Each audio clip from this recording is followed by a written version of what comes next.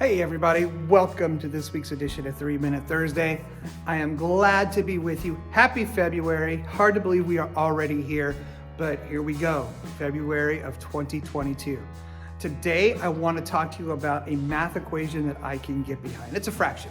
It's 5 to 1. I've heard this before. I've heard it from my buddy Phil Boyd. I've heard it in various conferences and in presentations I've sat through, and then the last week in a professional development, it came up again. And so I figure if I keep hearing this, it's probably a message that I need to take to heart. And I know that I definitely do. So 5 to 1 is simply this. For every negative thing a kid hears, a young person hears, they need to hear 5 positive things to lift them out of that negativity. It is physiological, it's in their brain, and that is just how adolescence works. And so when I heard this and then had it reinforced multiple times over and over again, it's finally really stuck with me. And to the point where I think about it a lot. And this was last Thursday that I heard it again. And since then, it has just been rewinding in my head over and over again. 5 to 1, 5 to 1. Am I following this idea?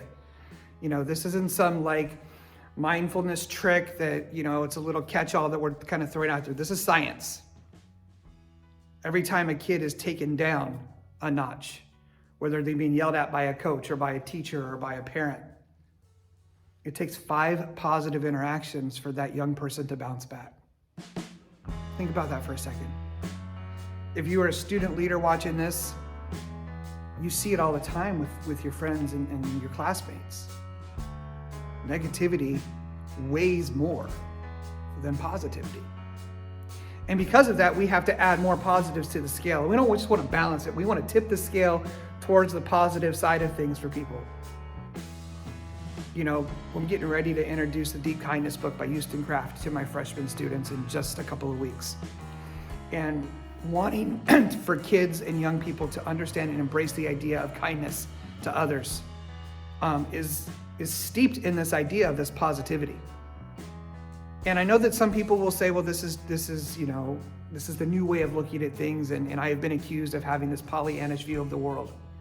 And that may be true. But for once, science is backing me up. We need to lift kids up, not tear them down. We need to not find the negative in a kid's qualities and focus on that, but instead focus on their positive qualities and raise them above, because the world is, expert at tearing people down. On social media, imagine if we flipped the script. If everything wasn't negative, but instead everything was positive. That we took just maybe one day and we said, okay, today is positive day and we are going to just lift every single person we know up. That kid who sits alone at lunch in the corner is lifted up. That teacher who is struggling, because a lot of us are struggling. That teacher that is struggling, as student leaders, you are going and you're lifting that teacher up that day. You're not going to focus on what's negative. You're not going to focus on what is overcoming people and weighing people down. Because if we're honest, we can blame a lot on the pandemic. But we sure as hell were negative before the pandemic too. So I guess coaches and teachers and administrators who watch this, flip the script. Don't go old school. Don't be that person who just goes at kids and doesn't see the positive in the effort that they're putting forth. Don't be that person. I've been that person. It doesn't work. Flip the script. Turn negatives into positives. 5 to 1 should be our goal. We're never going to completely eliminate negativity from this world. But I believe if we work on it together, we can tip the scales the other way. Have a great week. Make sure that today you tell somebody you love them. And please, please, please keep sowing the seeds. I'll see you next Thursday.